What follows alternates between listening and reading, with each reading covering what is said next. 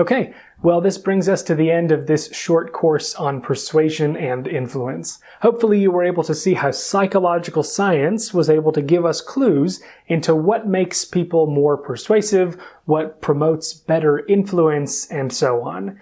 Now, I should note that hopefully you're able to find applications for these techniques, but I'm here to say that my intention is not to have you run off and use them for evil, try to manipulate people or coerce people into doing things that they wouldn't otherwise be happy to do. Really, this is a case of techniques that you can use for good, if you so choose, and accomplish goals that you have for yourself, for the betterment of humanity, and so forth.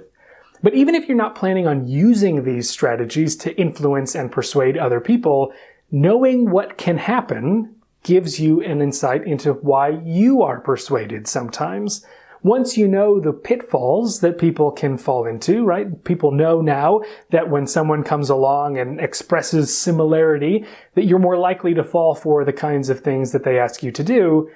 Knowing this protects you against unwanted influence, should that be your own goal for yourself. All of this is to say that this information is powerful, and you know it now, so do with it what you want to do.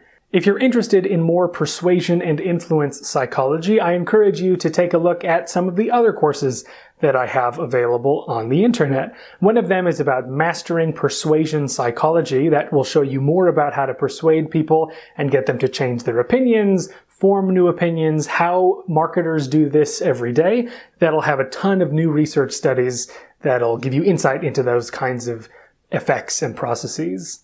The other course that I have is about the psychology of influence, which is all about getting people to change their behavior, make different choices, etc. That's the course that has even more information about completely new topics in the persuasion and influence world.